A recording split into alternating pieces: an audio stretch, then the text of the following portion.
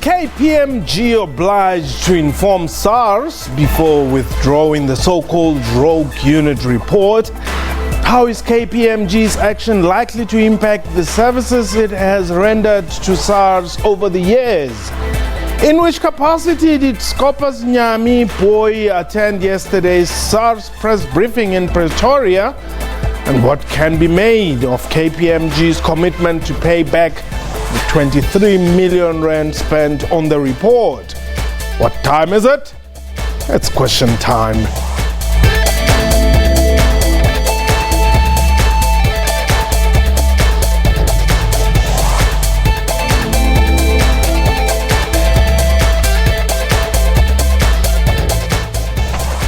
And welcome to the show. My name is Mpho Tsedu. Yesterday, SARS Commissioner Moyane said the Revenue Service will be taking legal action against KPMG. This after the auditing firm withdrew its report into the so-called rogue unit. He added that he'll be asking Finance Minister Malusi Gigaba to blacklist KPMG. Moyane also said SARS will be conducting a review of all work the auditing firm has done for it in the past 10 years to see if there was value for money. Meanwhile, SASFIN announced earlier today that it has ended its auditing contract with KPMG. For its part, the Standing Committee on Public Accounts says it will summon KPMG to appear before it next month. But what is SARS' position on the so-called rogue unit? We are live, and therefore you can call us and air your views. 089-110-4210 is the number to dial if you are outside the borders, plus 2789-110-4210. Tweet us your comments at question time 24. My guest today is Luther Lebelo. He's the Group Executive Employment Relations at South African Revenue Services. And on the line we have Themba Godi, Chairperson or Chairman of the Standing Committee on Public Accounts, SCOPA. Let me welcome you as well. Themba, welcome to the show. We appreciate you joining us on the line. There's a question here which we were asking in which capacity did Nyami attend the press briefing? Well, thank you very much for giving us this platform, to hopefully lay that matter to rest. Yes. In as much as from where we are standing, I think this is just a storm in a cup of tea. We nonetheless, as a public institution, have a responsibility and a duty to, continuously explain things to our people so that we all are on the same page. Yeah. Comrade Nyami Boy attended that press briefing with my knowledge. Okay. And when he arrived at SARS, he called me and we spoke because he had an engagement with the commissioner, and there were issues that the commissioner wanted to raise, especially as he indicated their desire to report their issues with KPMG to SCOPA. Okay. And we agreed that his attendance will have nothing to do with the issues around the rogue unit, whether or not it exists or does not exist, because our main focus and interest remains the public payers, how public money has been used. So there isn't much to it really than just that. Okay. Well, that's fine. So we shouldn't really, read anything more into that. If I can just make an addition, I'm sure even when you was asked, you said our only interest is the public fiscus. That's all we're interested in. The other things that are coming in, are a distraction. And the apology that is made this morning was no more than a need to say, let's get off this distraction and focus on the substantive issues, which is what, as SCOPA, we intend to do and have always done. Okay, hold it there. Well, I want us to actually take a look at what the SARS Commissioner Moyane said when addressing the media in Pretoria yesterday on this KPMG's withdrawal of the rogue report. I immediately pass the information to the Chief Officer Legal to look at the legal implications, and also called upon those who are responsible from an enforcement perspective as to what are the ramifications thereof. I also want to indicate, once I received this, I immediately informed the Minister of Finance of the seriousness and the nature of the contents, especially if you look at paragraph 3 that says the report which refers to conclusion, recommendations and legal opinions should no longer be relied upon. That is a very serious statement. And I also shared the same sentiments, same report with the Deputy Minister of Finance.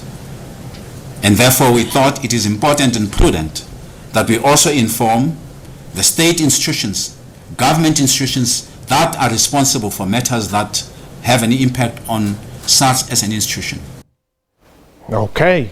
Yep. That's the man at the helm of SARS there. 089-1104-210. Luther. What exactly is happening here? Just tell us. I'm confused.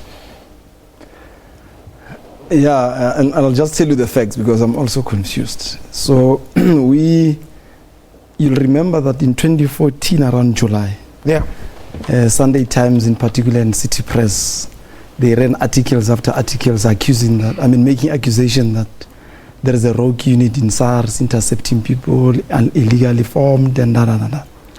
And the then commissioner, the acting commissioner of SARS, Mr. Ivan Pillay, instituted, there was one commission of Kanyane attorney. After the Kanyane attorney raised certain things, and he decided to do what we call the Sikakani panel. That was in August 2014.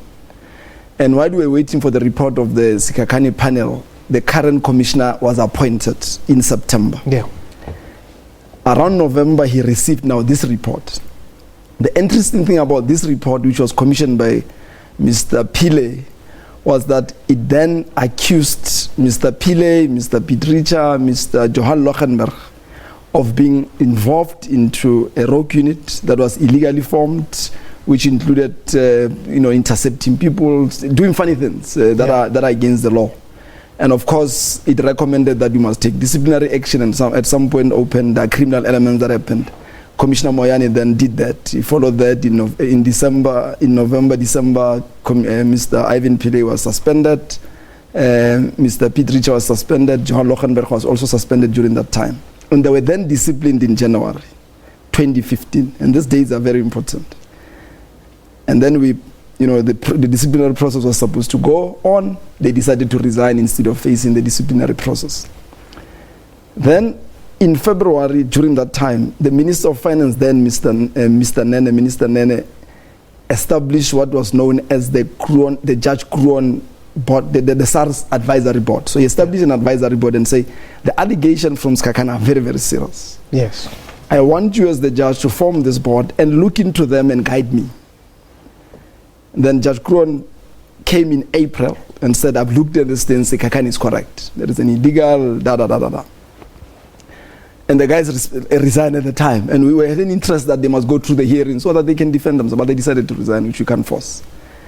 And the last resignation being made by Mr. Ivan Pillay and Pietricha. Now, at the same time, just before that, the commissioner of SARS, because he was new, and I'm using the word loosely, being shocked by the allegation or being scared about the allegation. Because even Skakani said, you still need to go deeper because I think these things are worse.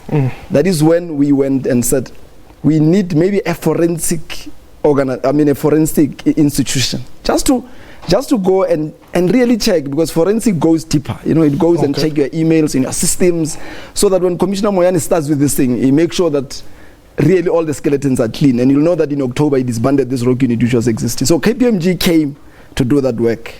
Around September, there was a leak in the media about the report. We were busy discussing with them on the report. January 2016.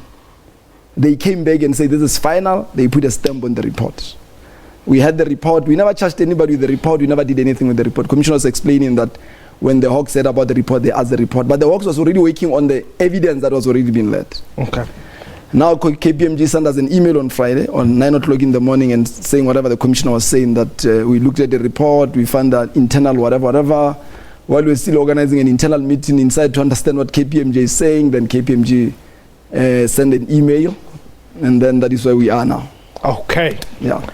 Let's go to Rocklands in Bloemfontein. Okay. Welcome. Hello, Mpo, how are you? I'm well. Thanks for the call. Good. Mpo, I just want to say, I want to congratulate SCOPA, Yes. Tambagodi and his members. I think they did a very good job. They destroyed an unholy alliance that was, secretly being captured on the other side. So let KPMG and SARS tear each other apart, destroy each other, because they've been doing all these things for so many long, So I'm happy that things now are coming out. Thank you. Okay, thanks very much. Well, Tambagodi, is it enough that KPMG says, you know what, we are sorry, we're even going to pay 23 million rand, you guys forgive us, we are repentant? No, look, I think what they've done, to my knowledge, is quite unprecedented. And there's implications that I think all of us are trying to fathom. And you wonder whether what are the politics behind it? Is it a colonialist mindset that how do you do this? I'm struggling to put words together, but no, it is not, because you know what it does. It creates a question mark over whether is there any other explosive action that they are going to take against any other department on any other report that they have done.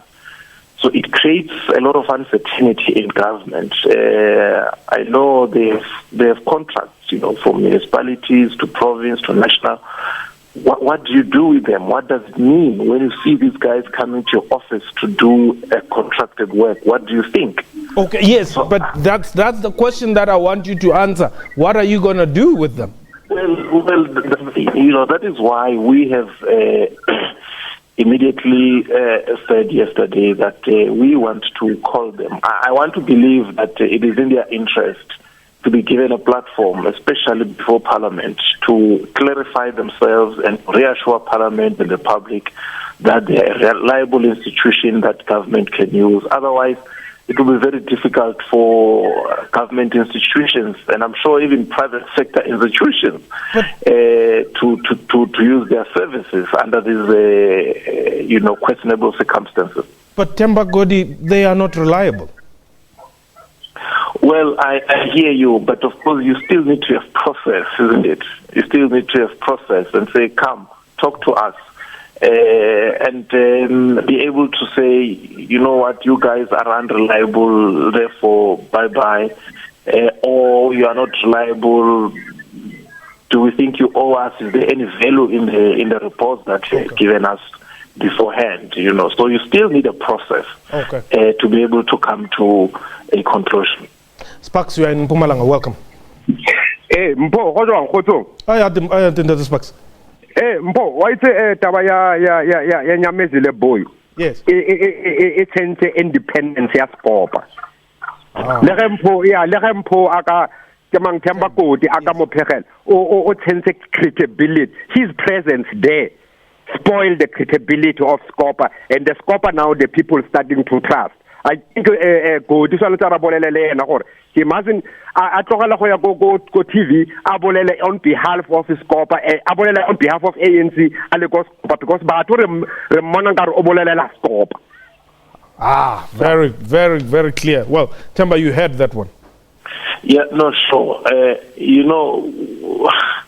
think everybody so far says President Comrade Nyame Boy creates an impression. And I think I understand that it's an impression, it's not a fact. And that is why I welcome this platform, so that we can clear those impressions. You see, if it was factual, then it will be something. And I want to stress that from our side, our engagement with KPMG is not about SARS. Okay. Because remember, when we're dealing with the IFMS, the National Treasury, KPMG was paid 5 million rands before they could even deliver their work. Yes. So it is not just about SARS. It's about generally the general conduct and the integrity of KPMG, independent of or way beyond the SARS case. Okay. Now, you are saying that you're going to take legal action. What do you want out of the legal process? I mean, maybe before that, and different from SCOPA, they're still going to run a process. We've concluded that KPMG's conduct was highly unethical, inappropriate, immoral, and for that purpose, we do not think they deserve to do business in South Africa. I think their conduct was far bigger than just undermining the state called South Africa by doing what they've done. I don't think they would have done this to a revenue service in Europe or in the US. They do this because they're undermining us, you know. So for that, we are right. We have written a letter to the Minister of Finance to say they must stop all the work they're doing and they must be blacklisted. Over and above that, they must even check the work they've done to see whether there are no problems in that work. We have already stopped the work that they're doing for us currently. Mm-hmm. We're not going to use them. We're going to go back to the last 10 years and check what they've done. We're going to sue them, and I'll tell you why we must sue them. In terms of the service level agreement that you have signed between us and them, yep. The moment they give us that report, they seizes their right to the report. It becomes the property of SARS. Yes. Now, they can't come to the property. You see, it's like coming to us disclosing information that is confidential to us. Remember, SARS has never publicly disclosed that document. So they were out of order to do what they've done. They've brought the name of SARS into disrepute from nothing. And for that, we're going to deal with them. And we're reporting them to SCOPA, by the way. And we're happy that SCOPA is already moving with it. I mean, Mr. Themba Godi is known for being a no-nonsense man when it comes to the monies of the taxes. But I think the important thing here is I don't think KPMG appreciates or appreciated the impact of their conduct. Let me give you an example. When KPMG gave us after they got the tender, the gentleman who worked, the senior investigator, they said to us, this guy is very senior. He worked on the corruption case of President Zuma. He's the one who investigated Mr. Silebi and prosecuted him. He's the one who investigated Shabir Sheikh and prosecuted. This is the same guy who they are coming today and say, no, in fact, this guy does not follow our internal process. What does that mean to all the cases that are there? I don't think they appreciated that impression, so we're going to deal with that. But we just want to warn them that if the intention of trying to withdraw this report, as Mr. Godi was saying, is some political game to try to exonerate some people that SARS has opened a criminal case against, because we have seen them crisscrossing media platforms over the weekend claiming that this report is exonerating them from facing criminal charges. It has destroyed their career. Who are you talking about? The former Minister of Finance is one of those. Adrian Lakey, who was the SARS former spokesperson, was saying that if that was the intention, KPMG and those people must be very disappointed. Because as I explained the journey, and I said to you the dates are important, they were not charged through the KPMG report. They were charged through the Sikakane report. That's why KPMG came later. But this is very important. And let me clarify this issue about the criminal charge. Who are you charging? I want you to tell us. Yeah, this is I'll explain that. Yes, you must give me the suspects. I can see now your energy is rising. Yes, very important. So, one of the days, two gentlemen demanded to see the Commissioner of SARS. And they said to the Commissioner of SARS, we've got something to confess to you. Commissioner of SARS allowed them to his office, and they confessed that they were belonging to the rogue unit. They were members of the rogue unit.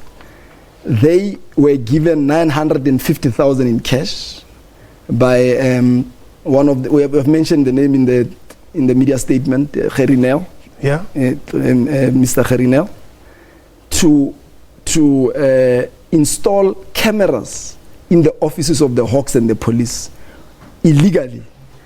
So what they will do is on a Sunday, so they install it Monday, it runs the whole week. On Sunday they sit at home, they download the records, both subscribing and downloading the videos. And that's why this thing was called Sunday evening. The project was called Sunday evening because it was happening on Sunday.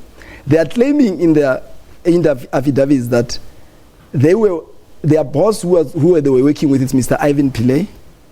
and then they installed these things and they gave this evidence, We advised them that they must go to the police. The commissioner of SARS sought a legal opinion. The legal opinion said no, because there's been money used. There is an act, I always forget it, the Prevention of Corruption and whatever act. It says if you there's 100,000, there is a corruption of 100,000 as a senior official, you must open a case. And the legal opinion said that. Then we open a case. The case was open against Mr. Pillay and the two gentlemen who confessed to the commissioner. The evidence was given to the commissioner and it was given to the Hawks. And that's what I'm saying. If people were thinking that by shooting that, they're exonerating themselves from the criminal offense, that is a wrong shooting. Okay, so who is facing criminal charges? Look, they are not facing them. The investigation is for Mr. Pillay and the two gentlemen that I've mentioned. Okay. And we thought, let's clarify that, because there is noise about SARS has opened a case against the Minister of Finance. We never open a case against the Minister of Finance. Okay. I don't know if this name is real. Is it Gilifiki? Okay. Hello, Mpo. What that? Yeah, Gilifaki, Mpo. Oh, Gilifaki. What that? Yeah, remove that Q. It's FIA. It's Gilifaki, yes.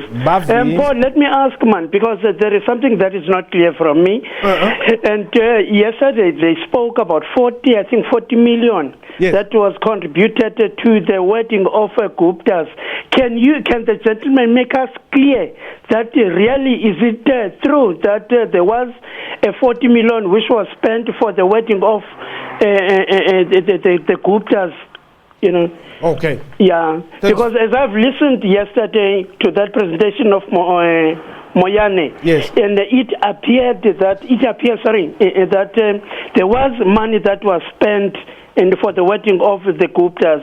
Thank you, Mpo. Thanks very much, Etinach. Yes, Guptas again. What's the question again? The money that was spent on the wedding of the Guptas. Did you guys pronounce anything on that? No.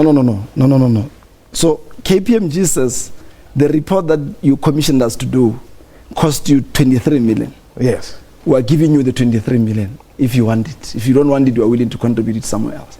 But what is very interesting is that in the morning yesterday, before we issued the media, before we did the media conference, KPMG sent us an email. And in the email, they say, please tell the journalist that we are not withdrawing the whole report. We're withdrawing only the recommendations. Okay. So this thing gets thicker and thicker, because what does that mean? So you're withdrawing the recommendation, you're not withdrawing the body.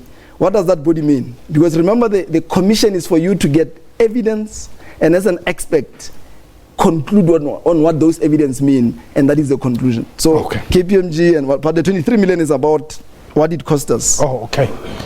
Well, Tembagodi, what should South Africans expect going forward, very briefly?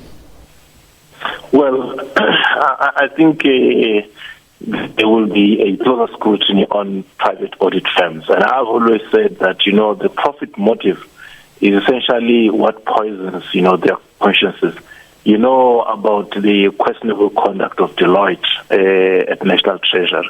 And we know how certain firms are also coining it in government departments without doing any substantive work. So I think there will be a closer scrutiny of the work of private firms, audit firms within government. All right, Tembagodi, thank you very much. So, as I close, are you going to withdraw the tax clearance certificate from KPMG, which then makes them ineligible to do business? No, we don't want to be a rogue unit and do illegal things. We'll plead with the Minister of Finance to blacklist them, and then that will make us very happy.